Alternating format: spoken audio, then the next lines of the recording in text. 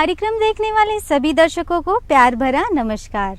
दर्शकों, इस कार्यक्रम के माध्यम से हम आपको कृषि संबंधी नई नई जानकारियों से अवगत कराते हैं। आधुनिक एवं वैज्ञानिक खेती की जानकारी किसान भाइयों को मिले, जिससे उनकी आर्थिक स्थिति सुदृढ़ हो, यही हमारा उद्देश्य है। आज हम आपको इस कार्यक्रम के माध्यम से लौकी की आधुनिक एवं वैज्ञानिक खेती की जानकारी दे रहे हैं।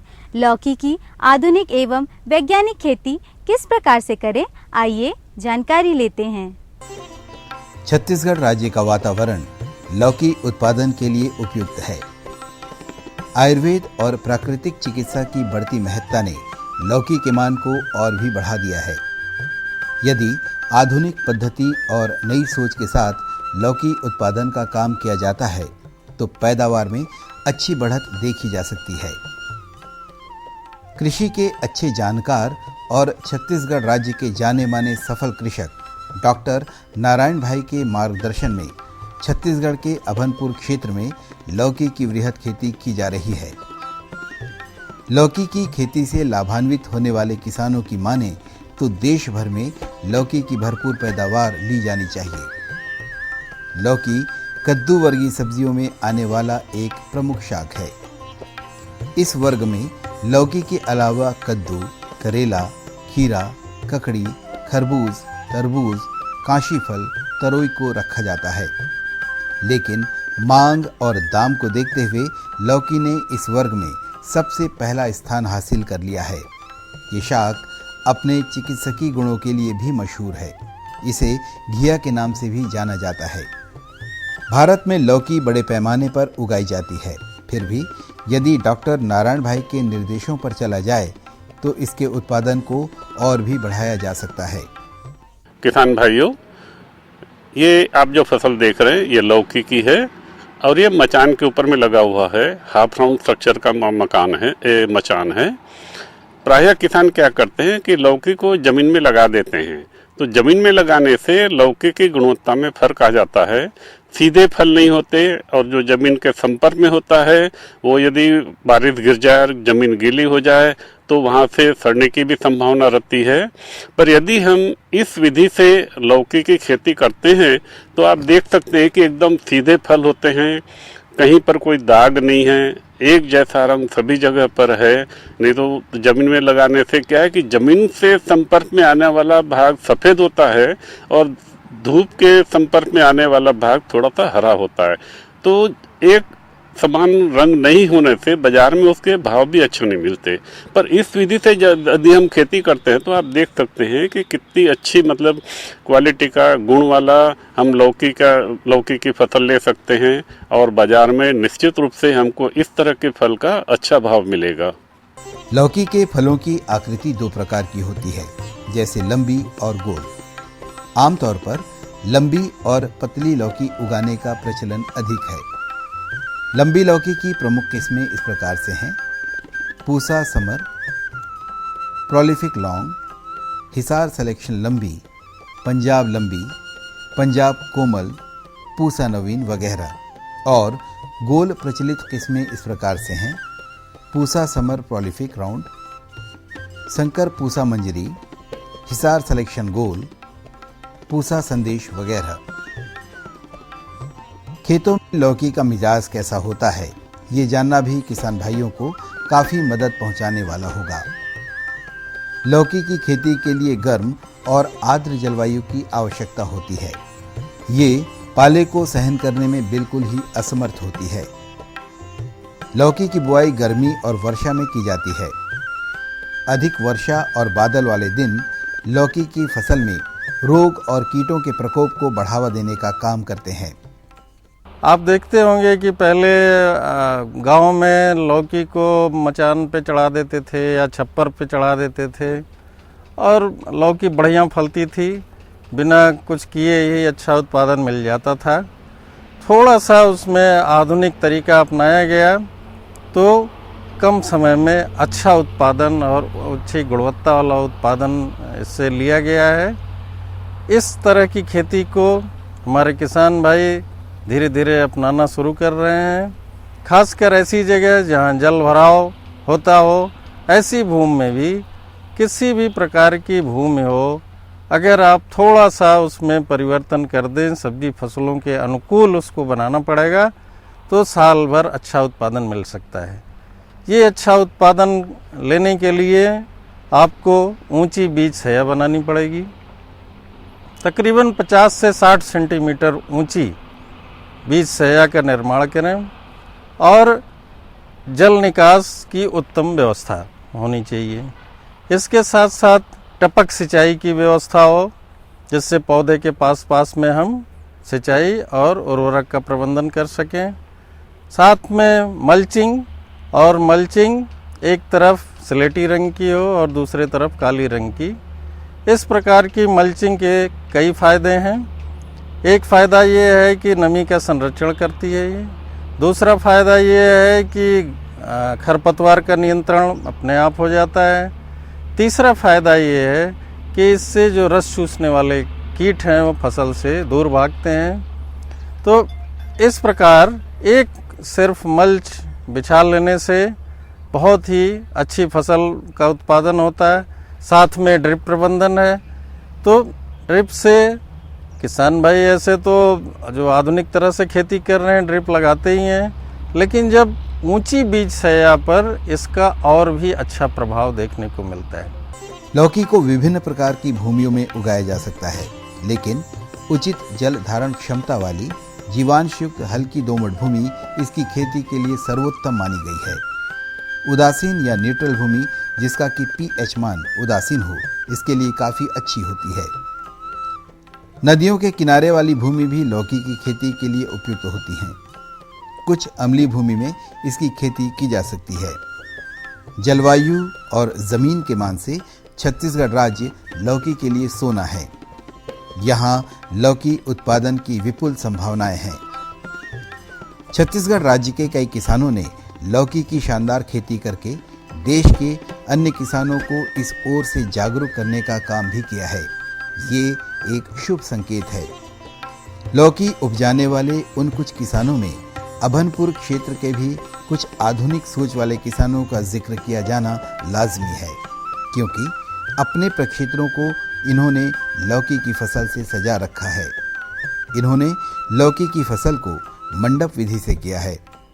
इस विधि के फायदे ये हैं कि फल लगातार जमीन के संपर्क में नहीं रहते और उनके खराब होने की आशंका बहुत कम हो जाती है। डॉक्टर नारायण भाई के मार्गदर्शन में बनने वाला ये मंडप कुछ विशेष तरह से बनाया गया है। इसमें लौकी के सभी फल व्यवस्थित रूप से नीचे की ओर लटकते हैं। साथ ही इस तरह के मंडप के और भी कई दूसरे लाभ हैं। मसलन फलों और पौधे का निरीक्षण किया जा सकना और भी आसान हो जाता है। इस विधि से खाद प्रबंधन और कीट नियंत्रण भी आसानी से होती है। ग्रीष्मकालीन लौकी को जनवरी-मार्च महीने में बोया जाता है और वर्षाकालीन फसल के लिए जून-जुलाई का महीना सर्वश्रेष्ठ होता है। देख रहे होंगे लौकी की ये बावर सिस्टम, ये है तो पुरानी पद्धति, लेकिन ये नए क्लेवर में है। आप देखें कि ये आर्च बना हुआ है, गोल टनल की तरह, सुरंग की तरह, लोहे के पाइप के द्वारा बनाया गया है और प्लास्टिक के जाल से इसको ढका गया है। प्लास्टिक के तारों के बने जाल से इसको ढका गया है। तो एक तरह से ये लो कास्ट, मतलब कम खर्च वाली तकनीकी है। साथ में आप देखें दोनों तरफ इसकी ऊंची क्यारियां बनाई गई हैं और उस पर पौधे लगाए गए हैं। 2-2 मीटर की दूरी पर लाइन से लाइन रखी गई है। मतलब कि जो बीज से जो क्यारी है, ऊंची क्यारी, उसके एक सिरे पे पौधों का रोपण किया गया है 1.5 मीटर पे। तो इसके ये फ़ायदे हैं कि दोनों तरफ से पौधा जो बावर बना हुआ है इस पर फैलता है और नीचे फल लटकते रहते हैं। जाली के बीच से फल निकल के नीचे लटके रहते हैं, तो जिससे फलों की गुणवत्ता अच्छी होती है। और इस प्रकार का जब हम व्यवस्था रखते हैं तो इसमें कीट प्रबंधन, रोग प्रबंधन भी आसान हो जाता है।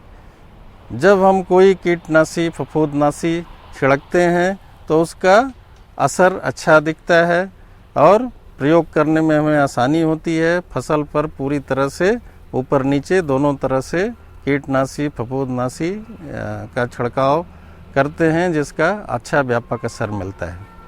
किसान भाइयों, लौकी की खेती में जल प्रबंधन का बड़ा महत्व है। सिंचाई कब कब व कितनी मात्रा में करें, आइए जानकारी लेते हैं। ग्रीष्मकालीन लौकी की फसल के लिए 4 से 5 दिन के अंतर में सिंचाई की जानी चाहिए, जबकि वर्षाकालीन फसल के लिए सिंचाई की कोई आवश्यकता नहीं होती, बशर्ते वर्षा पर्याप्त मात्रा में हो रही हो और वर्षा के न हो सकने की स्थिति में आवश्यकता अनुसार सिंचाई की जरूरत होती है। जाड़े के दिनों में 10 से 15 दिनों के अंतर पर सिंचाई करनी चाहिए।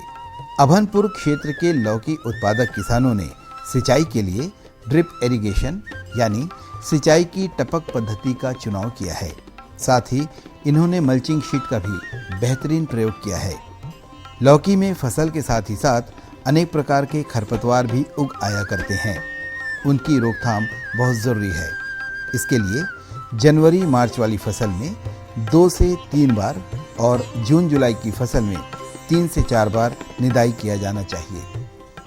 किसान भाइयों, इस प्रकार की खेती के लिए अगर आपको तकनीकी ज्ञान की आवश्यकता है तो छत्तीसगढ़ का एकमात्र कृषि विश्वविद्यालय इंदिरा गांधी कृषि विश्वविद्यालय रायपुर में स्थित है।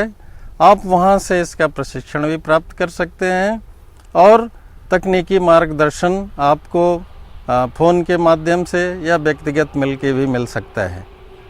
तो आप यहाँ देखेंगे कि मल्च और टपक सिंचाई, इन दोनों का जो है समावेश खेती में अवश्य होना चाहिए और ऊंची क्यारी विधि। खासकर छत्तीसगढ़ के संदर्भ में बताना चाहूँगा कि यहाँ की जो भूमि है वो धान खेती आधारित है, तो धान को पानी ज़्यादा चाहिए, इसलिए ऐसे खेत शुरू में निर्माण किए गए थे, जिनको बदलना है, ऊंची क्यारियों के रूप में परिवर्तित करना है। साथ में खासकर जो कद्दू वर्गीय फसलें हैं, इनको चढ़ाने के लिए मचान की भी व्यवस्था करनी पड़ती है। तो आप देखेंगे कि मल्चिंग के ढेर सारे लाभ हैं। जैसे मैंने पहले भी बताया कि नमी का संरक्षण, भूमि के तापमान को बनाए रखना, साथ में कीट जो रस चूसने वाले कीट हैं उनको भी रोकता है ये, और नमी का संरक्षण के साथ साथ उपज में वृद्धि करता है। खरपतवार नियंत्रण में रहते हैं तो सारे खर्च बच जाते हैं। एक तो जल कम प्रयोग होता है, दूसरा खरपतवार नाशी नहीं डालना पड़ता है, तो उससे भी बचत होती है। इस प्रकार आप देखेंगे तो व्यावसायिक रूप से जब आप उत्पादन लेते हैं तो इसमें कम खर्च आता है और कम श्रम में अधिक लाभ किसान भाई कमा सकते हैं। किसान भाइयों, लौकी की खेती में खाद प्रबंधन का विशेष महत्व है। संतुलित खाद प्रबंधन से उत्पादन तो बढ़ता है, साथ ही लागत भी कम आती है। कौन सी खाद कितनी मात्रा में प्रयोग करें, आइए जानकारी लेते हैं। एक चैतन्य किसान को अपने खेत की मिट्टी के बारे में पूरी जानकारी होनी चाहिए।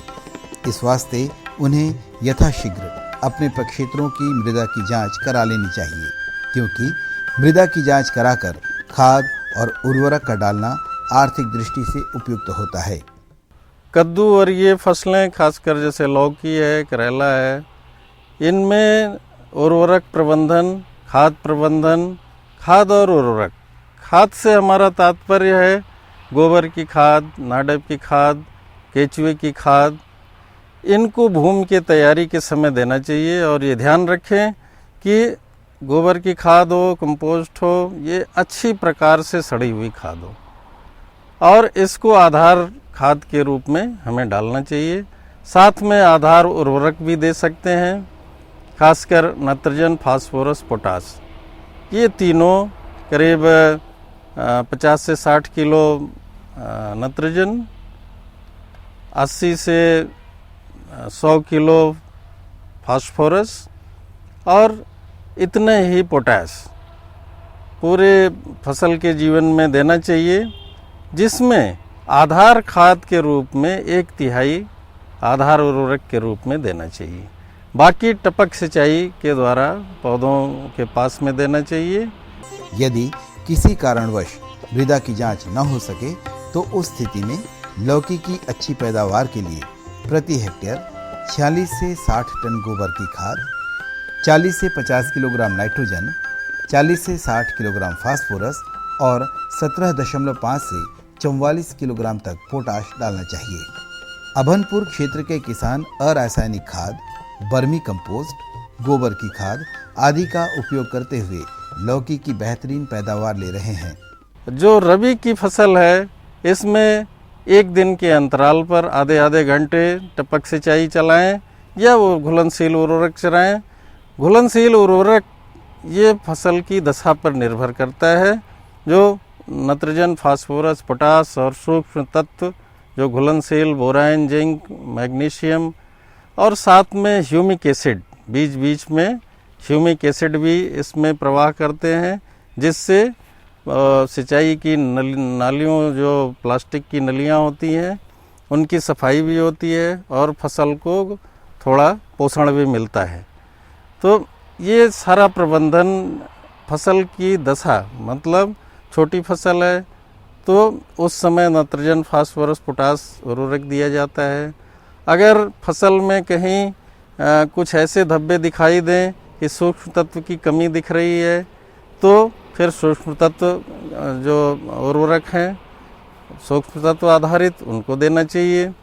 इसके साथ साथ आप देखें कि बीच बीच में ह्यूमिक एसिड देना चाहिए और जब फूल बनने की अवस्था आ जाए तब नाइट्रोजनधारी उर्वरकों को बंद करके सिर्फ फास्फोरस और पोटास चलाना चाहिए। इसके बाद मैग्नीशियम, बोरान और जिंक युक्त सूक्ष्म तत्व चलाना चाहिए। तो फसल की जो फल बनते हैं वो अच्छे बनते हैं और अच्छी गुणवत्ता उनकी होती है। किसान भाइयों, लौकी की खेती में कभी कभी कुछ रोग लगने की भी संभावनाएं होती हैं। ये रोग क्या हैं एवं इनसे किस प्रकार बचें, आइए जानकारी लेते हैं। लालडी या रेड पंपकिन बीटल, फल की मक्खी या फ्रूट फ्लाई, सफ़ेद ग्रौ, ये वो कीट हैं जो लौकी की फसल को नुकसान पहुंचाने का काम करते हैं। इन कीटों के अलावा कुछ रोग भी हैं जो हमारे लौकी की फसल के लिए हानिकारक हैं, जैसे चूर्णी फफूंदी या पाउडर मिल्ड्यू रोग, मृदिरोमिल फफूंदी रोग, एंथ्रेक्नोज वगैरह। इन कीटों और रोगों से अपने लौकी की फसल को बचाने के लिए विज्ञान सम्मत रूप से रासायनिक और अरासायनिक दोनों ही विधियों को अपनाया जा सकता है। किसान भाइयों, लौकी की फसल में अगर शुरू में सावधानी बरती जाए, पौध तैयार करने से लेके इसको पॉलीथीन में जब हम पौध तैयार करते हैं तो ध्यान ये रहे कि अगर जालीदार संरचना है कोई सफ़ेद नेट हाउस, उसके अंदर पौधों को तैयार करें तो रस चूसने वाले कीड़े इसको नुकसान नहीं पहुंचाते हैं। दूसरा, बीज उपचार शुरू में अगर करके रखें और साथ में जो पॉलीथीन में मिश्रण भरते हैं उसको भी उपचारित करके रखें फफूंदनाशी से। ट्राइकोडर्मा विरिडे का प्रयोग करें तो फसल शुरू से ही अच्छी होगी। और जब हम रोपाई के लिए जाएं तो ट्राइकोडर्मा विरिडे गोबर के खाद में मिलाकर जरूर पौधे के पास में डालें। ये मात्रा 1 किलो गोबर की खाद में 5 ग्राम ट्राइकोडर्मा विरिडे मिलाना चाहिए। और इसके साथ साथ देखें कि इसमें अगर रस चूसने वाले कीट खड़ी फसल में दिखाई देते हैं तो इमिडाक्लोप्रिड आधा मिलीलीटर 1 लीटर पानी में डालकर ये कीटनाशी है छिड़काव करना चाहिए। अगर बड़े कीट सुंडियों जैसे दिखते हों तो एंडोकार्प करके एक रासायनिक कीटनाशी है, इसका भी प्रयोग कर सकते हैं। 2 मिलीलीटर 1 लीटर पानी में घोल बनाकर छिड़काव करना चाहिए। इसमें लौकी में खासकर एक भभूतिया रोग, सफ़ेद पाउडरी धब्बा दिखता है, पत्तियों पर सफ़ेद संरचना दिखती है राख जैसी, तो ये पाउडरी मिल्ड्यू नाम की बीमारी होती है। ये इसको नियंत्रण के लिए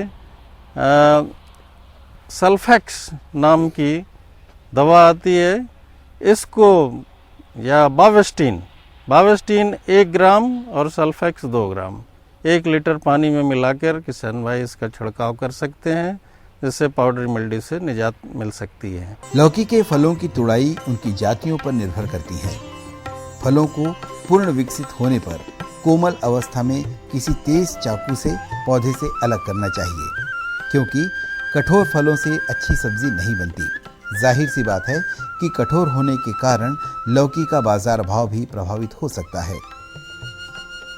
उपज के मान से लौकी की शाख अपने उत्पादनकर्ता को कभी भी निराश नहीं करती। उपयोगिता के आधार पर लौकी को पसंद करने वालों का एक बहुत बड़ा बाजार है, इसलिए लौकी शाख मंडी में ज्यादा देर तक ठहर नहीं पाती, उसे हाथों हाथ ले लिया जाता है। अतिशीघ्र अपनी कीमत अदा कर देने वाली लौकी यकीनन किसान भाइयों की सच्ची मित्र है। मित्रता दोनों ओर से निभाई जानी चाहिए और हमारे छत्तीसगढ़ के किसान लौकी के साथ मित्रवत हो चले हैं। देश के सारे किसान अपने प्रक्षेत्रों में अभनपुर की ही तर्ज पर भरपूर लौकी उत्पादित करके देखें, फिर देखें लौकी की मित्रता कितनी फायदेमंद है। किसान भाइयों, इस कार्यक्रम के माध्यम से आपको महत्वपूर्ण जानकारियां मिल गई होंगी। अगले अंक में नई जानकारियों के साथ फिर से उपस्थित होते हैं। तब तक के लिए नमस्कार।